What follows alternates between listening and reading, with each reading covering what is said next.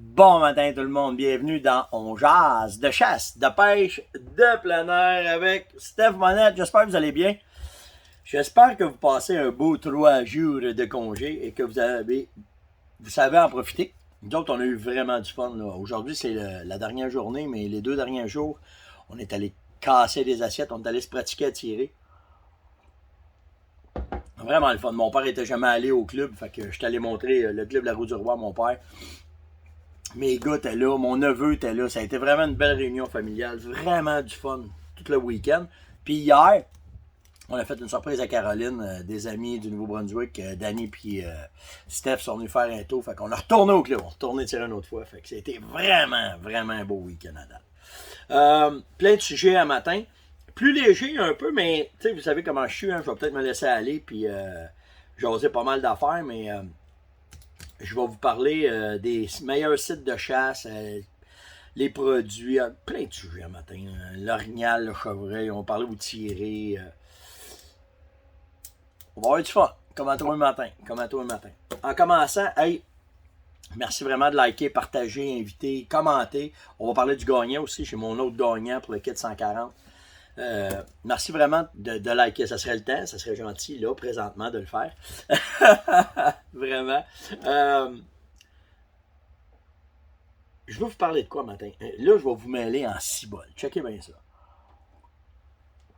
Quand on parle d'un spot de chasse, on le sait très bien que, en tout cas, dans le cas du chevreuil, les meilleurs spots de chasse, c'est quand tu montes ton stand. J'ai tué énormément de chevreuils que quand je montais mon stand à midi, puis je chassais dedans tout de suite, en fin de journée, j'avais une récolte parce que j'étais placé à la bonne place, puis ils ne savaient pas que j'étais là. Puis... Mais après ça, le chevreuil, il a la capacité de nous détecter. Ils ont un 7e sens, je ne sais pas. Mais ça devient de moins en moins bon après. Fait que là, ben, de tout le temps, mouver un stand, changer de place, ça devient... Puis, ça ne veut pas dire que tu as un grand territoire pour faire ça aussi. Parce que quand tu chasses des grandes étendues, ben, tu peux avoir ça, mais il y a d'autres fois que tu as un petit terrain, puis tu ne peux pas faire ça. Mais à l'inverse, tu peux tirer ton épingle du jeu en étant là, stead. Hein? T'arrêtes pas de nous dire qu'on ne peut pas faire ça, ça ne peut pas marcher, faut checker le matin, le soir. Oui, mais il y a l'effet des odeurs qui va être à votre avantage. Parce que c'est impossible si tu chasses 5 jours en ligne, 8 heures de temps au même spot que tu ne contamines pas ton trou. Tu vas peut-être avoir de la misère avec les gros bocs matures. OK? Eux autres vont tomber de nuit. Mais si tu fais ça en période de rut, ce qui joue pour vous autres, c'est le temps de l'accouplement. Puis là, je m'en vais complètement à l'inverse de ce qu'on fait normalement. Que quand tu vas faire, tu sais, je vous le dis, je chasse pas le matin. Le matin, je chasse une place, le soir, une autre place. Bouge, sois pas prévisible. Mais il y a des fois, tu as des spots, tu peux pas. T'as rien qu'un spot, t'es une petite terre. Fait que là, tu vas t'acharner sur cette place-là. Tu vas t'acharner. Tu vas brûler ton trou complètement. Tu vas partir de 20 chevreuils que tu as la première journée, tu vas arriver à la fin de la chasse, il va te rester un veau qui va venir à la dernière demi-heure de chasse. C'est colique, j'ai brûlé ma place. Mais, désespérez pas. Parce que quand le rut embarque, okay, ce qu'on appelle les outsiders, et oh, tabarouette, ma caméra t'a pris prendre le bord. Ce qu'on appelle les outsiders, les bocs qui sont en dehors, qui ne connaissent pas ce spot-là, ils peuvent arriver. Fait que, oui, tes locales, tes chevreuils qui sont en entour vont probablement te détecter. Ils vont probablement te connaître. À chaque parcelle d'odeur, tu vas y laisser, puis ils vont avoir peur de venir à cet endroit-là. Mais tu peux avoir un outsider que lui, il n'a aucune idée que tu es là, puis pouf, il va arriver. Puis c'est ça qui arrive souvent dans le temps du rut. L'autre affaire, c'est que leur sang leur bouille tellement que tu peux dire, tu sais, retourner le matin. C'est 15 jours si je chasse là tous les fins de semaine. Puis là, tout d'un coup, tu vois un homme arriver dans le fond, il regarde ta cache. Il a pris la chance de venir voir au cas où. Tu vas avoir ta chance. Fait que, tu sais, je le sais qu'on parle beaucoup de bouger. Là, c'est pas la même place. Tu sais, je vous parle de ça régulièrement. C'est la façon où est-ce que j'ai de plus d'efficacité rapidement. Mais mettez pas de côté le fait que si tu n'as pas grand territoire, tu es tout le temps à la même place, il y a le côté outsider, les bucks qui ne connaissent pas votre place qui peuvent arriver. Puis il y a le côté aussi qu'ils vont, je vais dire ça de même, là, il sait que tu es là, mais il est curieux quand même. Il sait que tu es là, parce que combien de fois ça m'est arrivé que j'avais une place que je ne pouvais pas chasser, j'avais une petite parcelle que j'avais le droit de chasser, puis j'étais assis, puis à un moment donné, tu te tournes la tête, puis il est là, puis là, il savait qu'il me regardait de même. Ah ben là, tabarnak. Il savait que j'étais là. Mais il est venu voir pareil. Là, t'étais à l'arc, pas capable de passer à la flemme. À la carabine, par exemple, pouf! Fait que, tu sais, désespérez pas parce que tu as un petit territoire, pas parce que, dans toutes les situations, si vous exploitez, vous avez des chances de récolter, vous avez des chances de faire votre chasse. Puis c'est ça qu'il faut comprendre, c'est que t'es bien mieux d'être assis dans le bois que d'être assis au camp. T'es bien mieux que si t'as un petit trou, je veux en profiter de ma chasse, mais Steph, est-ce que tu dis, t'as absolument raison. T'es bien mieux d'être assis dans ton stand, d'être assis dans ta cage, d'être assis dans ta tente. Tu le sais, là, vous allez le voir. Là. Premier matin, là, tu vois des femelles arriver, des veaux. Deuxième matin, ça coupe de moitié. Ça recoupe de moitié. À un moment donné, il reste des écureuils et des veaux. Ils vous ont détecté. Mais désespérez pas. Tu vas aller faire un faux grattage. Tu vas aller mettre... Puis tu sais, les urines, c'est pas... Non, tranquillement. Tu sais, les ensembles qu'on a fait avec plein d'odeurs dedans, c'est pour ça. C'est que t'es pas obligé de tout mettre la sauce en partant. Vas-y, mollo. Un odeur à la fois. Un odeur, t'attends 2 jours. Voir comment ça va réagir. Un odeur. Fait que, tu sais, même si votre petite parcelle, puis mettez-en pas beaucoup. Faut pas en mettre beaucoup. Ils ont le nez, leur vie, c'est leur nez. Leur organe nasal est bâti pour tout, juste un peu. Juste un petit peu à la fois. Ouais, mais ça me semble que c'est pas beaucoup. Pas toi qui décide, c'est lui qui décide. Lui, il sait que t'es là, casse-toi pas la tête. Fait que, tu sais, juste ces petits détails-là vont faire que si t'as pas le choix d'être une petite parcelle, si t'as pas le choix avec un spot, ben, désespère pas. Contrôle tes odeurs au maximum. Va pas marcher en entour. Reste là. Puis à un moment donné, tu peux avoir un outsider qui va arriver ou tu vas avoir un buck trop curieux qui va faire une erreur. Bang, tu vas l'avoir. Tu vas avoir une chance de le récolter. Je voulais en parler parce que j'ai beaucoup de gens qui m'écrivent pour me dire ah, moi je suis pas grand, c'est pas facile. Ça prend qu'un arbre pour tuer un chevreuil. Ça prend qu'un arbre pour tuer un orignal, puis ça prend qu'un arbre pour tuer un ours. En autant que tu exploites bien ta place puis que tu désespères pas. Parce que c'est la journée que tu seras pas là, il va passer. Tout le temps de même. Fait que, ça c'est réglé. Je vais vous parler aussi. Moi, je vais y aller en envers. Un matin, ils vont partir en bas ou monter en haut. Je vous ai parlé du club de tir tantôt que j'ai fait avec mes parents, avec mon père puis les jeunes. Là. Mais notre prochaine étape, c'est une chasse aux faisans. On a parlé hier avec les organisateurs du club. Puis j'ai parlé avec la gang de Beretta. On va faire une chasse aux faisans aussi. Là. Fait que je sais pas, je vais vous tenir au courant. S'il y a de la place, il y en a qui veulent s'embarquer avec nous autres, vous me le direz.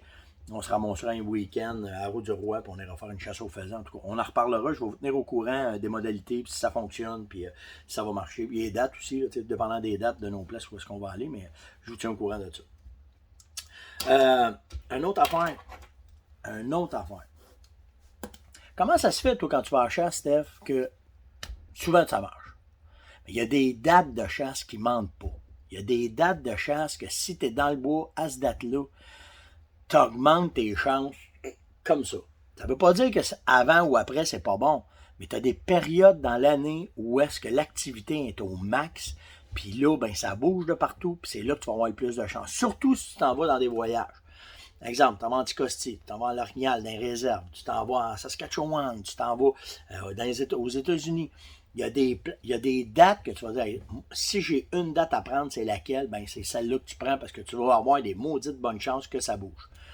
Moi, j'aime la petite période avant la pleine période de rut. OK? Puis chaque date a leurs avantages. Mais il y a des dates que vraiment, si tu y vas, tu ne te tromperas pas. Puis que tu as des maudites bonnes chances que tout va être ensemble pour que ça marche ensemble. Pour l'orignal, je vais vous dire entre le 20 et le 25 septembre, c'est vraiment hot. Pourquoi c'est vraiment hot? Ben parce que là, c'est le pré-rut, les bucks sont up, ils sont juste sur le bord de tomber avec les femelles puis coller ces femelles. Après le 25, tu as des chances, Mais là, ils sont collés, ces femelles. Là, c'est plus dur de le faire débarquer d'une femelle pour venir avec toi parce qu'il est appris à coupler. Mais vers le, je vous dis le 20, peut-être le 18, le 17, là, c'est pas mauvais non plus, mais tu sais, je vous donne un barème, là. Entre le 20 et le 25 septembre, là c'est hot. Là, c'est vraiment hot. Tous les guides qui guident, peut-être qu'il y a des guides qui écoutent à un moment donné, ah, moi, Steph, j'aime mieux le 15. T'as raison. C'est pas ça que je te dis, mais tu sais, vraiment, là, 20-25, là, septembre, t'es dedans. Pour le chevreuil, ben, naturellement, la période du rut, mais du 12, du 10 novembre jusqu'à la fin novembre, là, t'as tout là-dedans. T'as l'accouplement, les femelles qui tombent, t'as 80% des femelles qui tombent en chaleur, t'as les outsiders qui se promènent, qui n'ont pas eu assez de femelles, qui courent toute la nuit, qui veulent essayer d'empoigner. T'as que dans cette période-là, le sang bouille, t'es mieux d'être dans le bois toute la journée parce que tu le sais pas, mais ça va te sauter d'en face à un moment donné. C'est sûr et certain. Fait que le chevreuil, là, 10, 12 jusqu'à la fin novembre, t'es dedans. T'es vraiment dedans. Puis assez que, on appelle ça le... Ah, c'est bon, je perds le terme le matin. Un shutdown, là, où est-ce que ça coupe net frais de sec. La veille, là, tu voyais 8, 10, 15 bucks par jour. Ça, je vous parle de ça dans l'Ouest canadien. Okay? Tu vois 8, 10, 15 bucks par jour. Puis tu te lèves un matin, puis ils ont tous pris l'avion Floride. Il n'y en a plus un dans le bois. Tu vois, qu'est-ce qui s'est passé? Ça vient de tomber. 80% des femelles ont été couplées. Ils se reposent, ils attendent la deuxième chaleur, puis là, ça va repartir un petit peu après. Fait que c'est pour ça que ces dates-là, moi, quand j'arrive au 27, 28, 29, 30 novembre, c'est qu'il fait chaud. Je le sais que ça va casser une journée à l'autre. Là, c'est plus dur dans ce temps-là. Ils bougent moins, ils sont cachés, ils se reposent.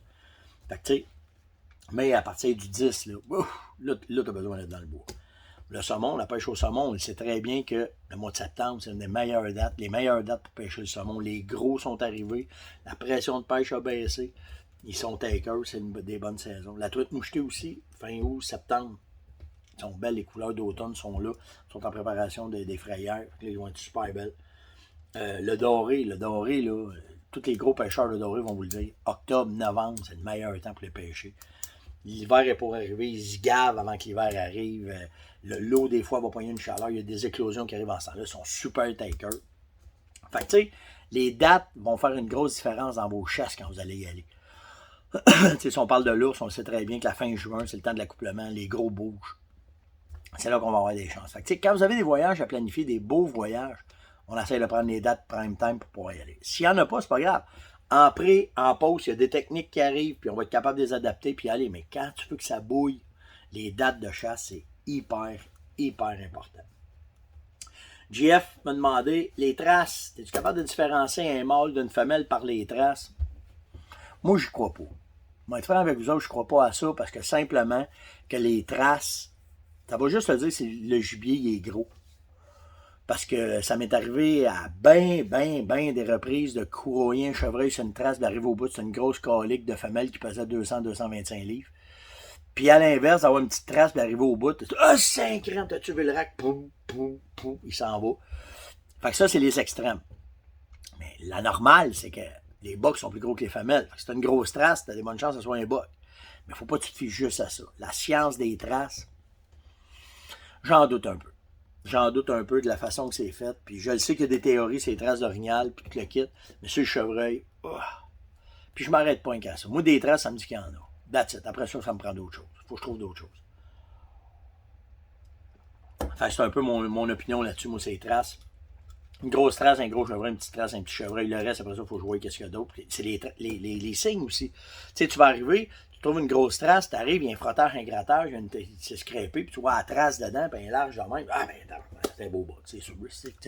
Mais tu sais, il va avoir frotté un arbre gros de même, où il y a d'une talle d'onde, si les pins vont dans le fond, ah, ben oui, regarde la trace, c'est un gros bas, regarde les pins, il va y avoir un beau rack. Tu sais, c'est toute une façon de déduire tes affaires, tu sais, que tu vas arriver avec de quoi. Fait que.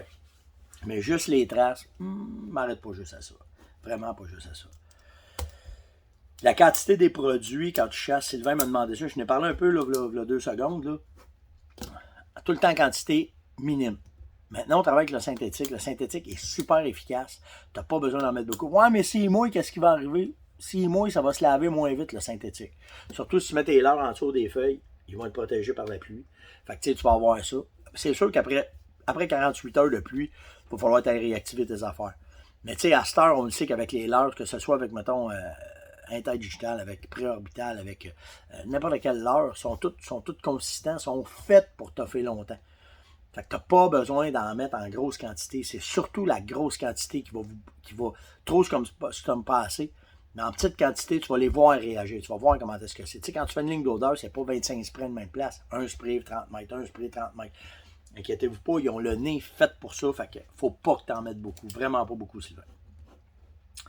Yves Lamotte me demande où qu'on tire dans un gibier. C'est où la place que tu tires dans un gibier. Là, j'ai pas de photo. Je vais en mettre une si vous êtes membre là, de coach de chasse, là, je vais aller vous chercher une photo, puis je vais vous la mettre, puis je vais vous dire comment est-ce que moi j'évalue ça rapidement. C'est pas compliqué, là. Et quand le gibier il est couché, tu as la patte, OK? Tu prends l'intérieur de la patte, fait que ça te fait une ligne, puis tu prends le trou de pète, tu enlignes ça ensemble. Fait que ça va te faire ça, ça va te faire ça. Où est-ce que le trou de pète y est, puis où est-ce que ta patte allait, c'est là, tu sais. Pouf! Manque pas ton coup. Fait que c'est vite. La patte, là dedans de la patte, le trou de pète qui est là, tout, tu sais, that's it. Ça se fait rapidement. Fait que je vais vous le faire, je vais vous mettre une photo dans Coach de chasse. Là. Ceux qui ne sont pas membres de Coach de chasse, allez-y, je commence à mettre de plus en plus d'exclusivité juste pour les membres du groupe. Fait que allez voir ça.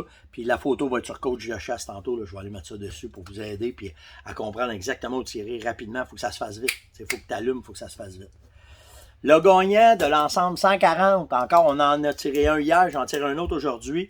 Il faut que vous likiez, partagez puis invitez. Si vous faites les 3, à partir d'aujourd'hui, si vous faites les 3, ça vous donne 3 chances. Si vous faites un, ça vous donne qu'une chance. Fait qu'il faut que vous likiez, vous partagez, vous invitiez, puis mettez un commentaire. 4 chances. Pas pire, hein? Fait que si vous faites les 4, c'est merveilleux, ça vous donne des chances. Puis où est-ce que ça vous donne le plus de points, c'est quand vous invitez du monde aujourd'hui, OK? Fait que pour faire un autre tirage d'un kit 140, on va en faire un autre aujourd'hui. C'était pour les vacances de 3 jours, on en a fait tirer 4. Je ne peux pas compter, fait que ça à votre avantage. Fait que le gagnant du kit 140 ce matin, c'est Vincent Masson. Vincent, je t'ai envoyé un message privé, fait qu'envoie-moi tes coordonnées, puis on va t'acheminer ton ensemble 140 directement pour toi.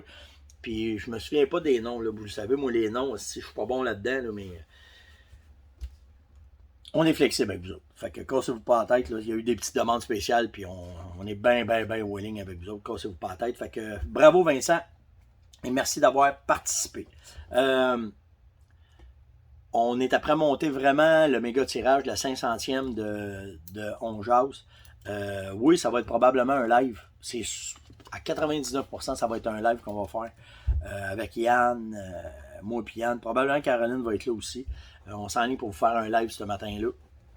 Parce qu'on va être avec vous autres. On veut vraiment célébrer ça parce que vous êtes malades. Vous êtes une gang de malades. C'est fou. Vous êtes là depuis le début. Vous participez. On a clenché tous les sites de chasse on égale les sites américains que normalement ils ont bien plus de population, une petite population comme on est au Québec. Vous appréciez l'émission, vous appréciez ce qu'on fait, mais de l'autre bord, on va vous le rendre. Fait que Beretta a embarqué all-in avec nous autres là-dedans. Fait que c'est vraiment cool. La Fermonette, bien entendu. Là, les autres, c'est juste parce que je n'ai pas eu le temps de les appeler et de parler avec eux autres. Mais ouais, ça va être de quoi de vraiment hot. Puis s'il y en a qui veulent embarquer dans la galère, ben je vous invite. Je manque de temps pour solliciter tout le monde, là, mais s'il y en a qui m'écoutent un matin, là, des sponsors avec qui je travaille ou des entreprises avec qui je travaille, puis je vous avertis, ça va être un tirage. Je ne fais pas 50 tirages, je vais faire un tirage de remerciement pour tout le monde, puis je vous le dis, là, ça va être de quoi. Là. Vous allez avoir de l'ouvrage à faire aussi, là, je vais vous mettre au défi, mais vraiment, ça va être vraiment, vous allez triper solide. Fait que je vais vous revenir avec ça. Je mets ça en marche à partir de demain. Là. Demain, je vais appeler les sponsors. Je vais essayer de ramasser d'autres prix, d'autres affaires avec vous autres pour vous voir ceux qui veulent embarquer là-dedans, dans cette galère-là. Hey, à matin, c'est la fête à ma blonde. Fait que bonne fête, mon épouse, ma chérie, mon amour. J'en profite de le dire là, parce qu'elle est couchée. Fait que ça va être une surprise. Ouais, elle l'écouter tantôt. Mais bonne fête. 32 ans ensemble en plus. Fait que c'est pas rien, hein. Fait que, puis on s'est occupé d'elle. Pas mal. On a eu bien du fun. On a eu des amis qui sont venus du Nouveau-Brunswick pour Caroline. On est allé manger. Elle a eu des beaux cadeaux. Un gâté. Fait que vraiment, bonne fête. Puis en terminant, je t'apprête à préparer. J'ai-tu à 7 ans? Moi, j'ai à 7 ans. J'ai reçu un courriel de Jean Larivière. Jean, ceux qui ne le connaissent pas, c'est un vieux de la vieille. C'est un des journalistes un des plus influents qu'on a présentement au Québec, qui travaille très, très fort pour la faune. Tu sais, il y en a des gars en arrière, là. Ben lui, c'en est un qui travaille en arrière, puis qui laisse pas aller ça, puis quand il y a de quoi, c'est un vrai, là. Je vous le dis, c'est un vrai, Jean. Puis on est après mettre, on met de la pression. On met beaucoup de pression pour le deuxième boc, pour le ministre. Là, on n'en parle pas beaucoup parce que tout le monde de notre bord, on met tout un petit peu de notre petit grain de sel pour essayer d'avoir une gestion qui est pas mal plus intéressante. Puis tu sais, on le sait que le gouvernement joue avec les lois, pas avec les lois, mais avec les statistiques. Puis Jean, c'est un statisticien, OK? Fait que quand tu parles de chiffres, il est capable d'en mettre, puis il est capable de les étourdir au ministère. Puis quand le ministère vient nous dire que la récolte est au-dessus de 30%, puis c'est acceptable pour le chevreuil, c'est parce qu'ils mettent là-dedans les lenticostis. Mais si tu enlèves les lenticostis, ça prend 5 grammes de débarque. Puis si tu veux faire une gestion qui est efficace, il faut que tu fasses une micro-gestion. Tu ne peux pas appliquer, comme on a depuis le début, des gestions overall de la province, puis pas s'occuper de chaque plat. Puis tu sais, je vous l'ai déjà dit, moi je serais pour une gestion municipale, parce que chaque municipalité pourrait gérer son cheptel de gibier, puis serait capable de faire les affaires en collaboration avec le ministère. Mais si que le ministère n'aime pas ça quand je dis ça. Fait que, tout ça un dans l'autre, Jean il est arrivé avec un paquet de statistiques, puis qui m'a envoyé, puis ça m'a fait, j'ai fait, si bol.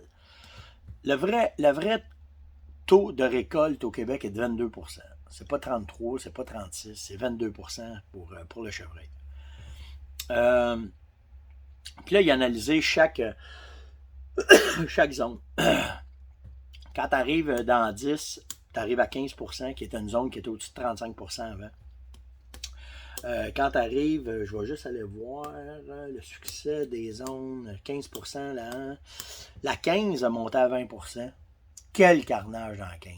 Hey, j'ai des chums là, qui ont acheté des terres l'année passée pour avoir ça. Cette année, ils n'ont pas un hostique de boc sur leur place. A été vidé la zone en 1 an par une gestion de cabochon. La 6, 17%. La 27, 21%. Fait que c'est Anticosti qui fait la différence parce qu'à part de ça, là, la 3 Ouest, 25%. La 9, 15, 18%. C'est hallucinant. On est géré. J'espère que le ministre Dufour commence à nous écouter parce que les élections s'en viennent. Autant sur le côté fédéral, on le sait très bien que le gouvernement qui est en place présentement est complètement contre nous autres. C'est un gouvernement de nunuche. Il va falloir essayer de changer ça. Moi, ça m'a jeté à terre quand le gouvernement fédéral a dit que s'il n'était pas majoritaire, il tomberait en élection dans 18 mois. Je ne suis pas un politicien, là, mais là, ça dépasse. Pour ce qui est de la gestion du chevreuil, il va falloir faire le quoi. Puis là, c'est ça que je fais le matin. Je mets un peu de pression, je le dis là, que ça n'a pas de bon sens. Puis tu sais, le deuxième boc, là, c'est depuis 1970 qu'on a le boc là, au Québec. Ça serait peut-être temps là, d'évoluer puis de changer un peu ça. Puis tu sais, je ne crie pas le matin. Là. Ça ne me tente pas de virer, mais tu sais, c'est vraiment... Je me suis marqué juste un mot. Là. Les 2 bocs, j'ai fait une phrase là, dans mes notes. C'est inacceptable ce qu'ils ont fait. C'est de l'ingérence, c'est du changement de statistiques, c'est de la gestion à court terme, pas à moyen ni à long terme. Ils n'ont aucune vision de la chasse au Québec, présentement, ceux qui sont en place. En tout cas, c'était mon petit éditorial de fin de journée à Dans Jazz. J'espère que vous avez apprécié. Partagez, likez, invitez et commentez. On fait un autre tirage demain matin du kit 140. Faites attention à vous autres, on se parle demain. Ciao tout le monde!